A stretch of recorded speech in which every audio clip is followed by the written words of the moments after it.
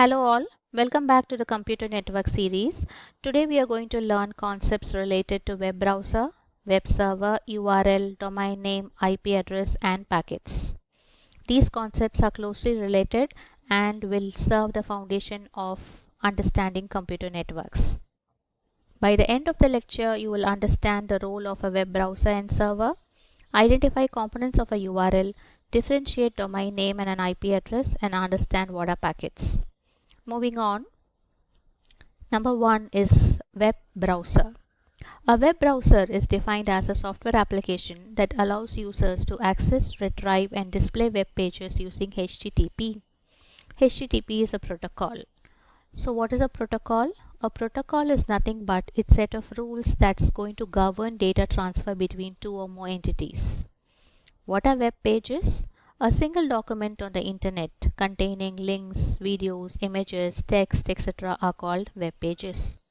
So the definition of a web browser goes like this.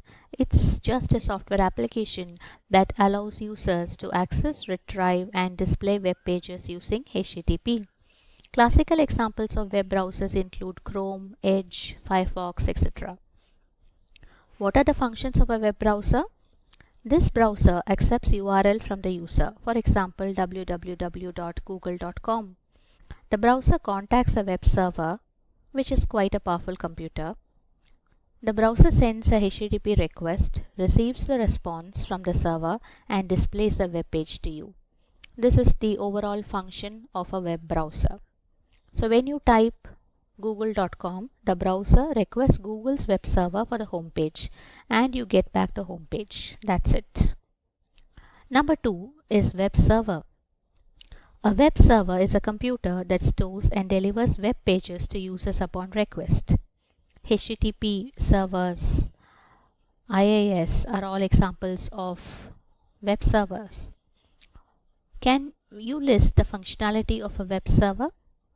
It's going to store websites, it will process client requests, it sends web pages to browsers. So the whole flow is this. Browser sends HTTP request to the web server. The web server replies with the HTTP response to the browser. This is the flow. Right. So understanding the complete web, three important key components are the web browser, the web page and the web server. Look at the first picture. Your window to the web is a web browser. It's a software that you use to request and view information. Whereas web page is a single document on the internet. A powerful computer that stores, processes and serves web pages to you on your device is web servers.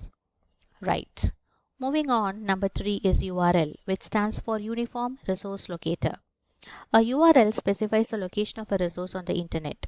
For example, https www.example.com/products/index.html. This is a complete URL. We can divide the URL into parts. What are the parts? HTTPS is a protocol.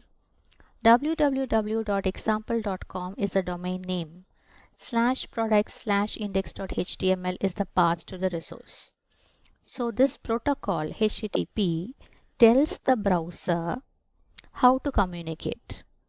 The domain identifies the server and the path identifies any specific resource.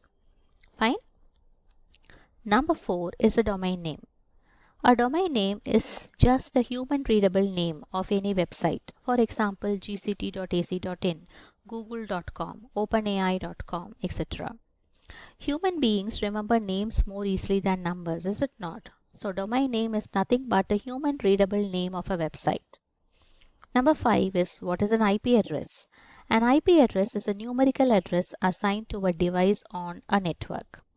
There are two versions of an IP address, IPv4 and IPv6, and this is how they look.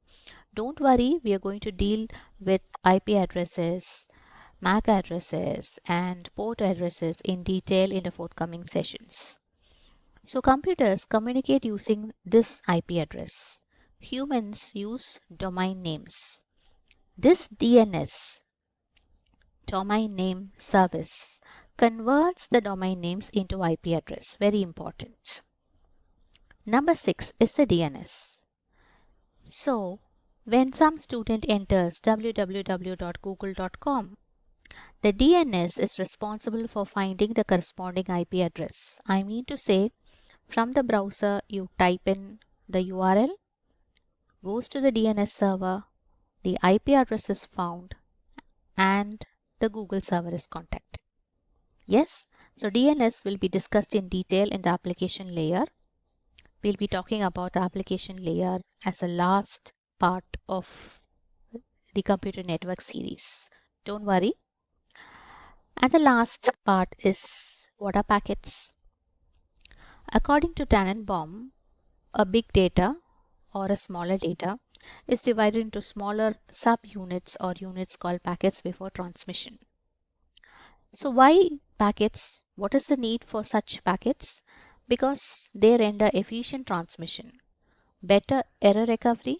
Multiple users can share the network at the same time simultaneously. Packets can take alternative paths if a link fails. For example, if you have a 10 MB file, a 10 MB file could be split into many packets. Each packet will contain the source IP address, the destination IP address, the packet number, the data, and the error checking information. At the receiver, that is the destination, the packets are reassembled into the original file. The 10 MB file is got back at the destination correctly in order. Fine. So this is the complete journey. The process begins with you. We are the users, so the process begins with us. We want to visit any website, so we open our web browsers. We type the human readable web addresses into the web browser's address bar. For example, google.com. This is the URL now. Computers don't understand words like google.com. They only communicate using numbers. So the browser sends a request to the DNS server. Think of this DNS server as a phone book. Its work is to look up the domain name you typed and it will find out the corresponding network address. The DNS lookup returns the IP address. Say for example 192.0.2.1 is the IP address returned. This is the exact digital coordinate at the destination computer. So now, equipped with the correct IP address, your browser packages your request and sends it out across the global network of routers. The internet routes your request directly to the web server. So this web server, as we have discussed, is a powerful specialized computer where the website's actual data, code, images, and files are hosted. The web server processes your request, approves it, and sends the website data back across the internet to your device.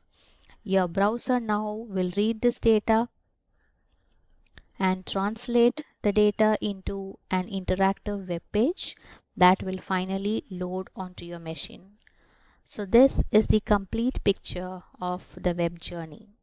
Fine? Done. So quick questions to you. So these are 5 quick questions that we need to be thorough with by the end of the session. Number 1, what is the difference between a browser and a web server?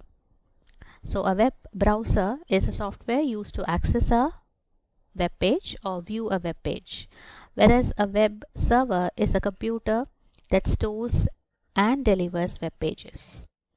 A web browser sends requests for web pages.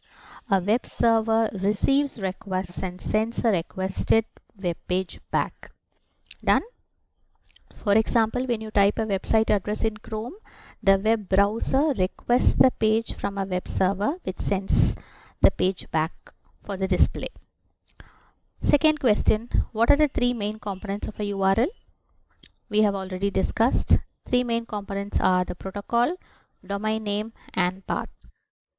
Number 3, why do you use domain name instead of IP address? Because it's easy for people to remember. There are more meaning than a numerical IP address. Yes? They make accessing websites more convenient and user-friendly. That's a reason. Fourth question, what is the purpose of DNS? Domain name service. The domain name system translates domain names into IP address. The purpose is it converts easy to remember website names into numerical IP addresses. It helps browsers to locate a correct web server. It makes internet browsing simple and efficient. For example, when you type google.com, DNS finds its corresponding IP address so your browser can connect to Google server. Last, why is data divided into packets? Data is divided into packets because it allows faster and more efficient transmission. Different packet can travel through different routes in the internet. If one packet is lost or damaged, only that packet need to be retransmitted. This improves reliability. Yes? So for example, sending a large file as many small packets allows the receiver to reassemble the file even if the packets arrive in different order. So this is the reason why data is divided into packets. Any doubts? Post it in the comment section. I'll be happy to explain. Thank you. Happy learning.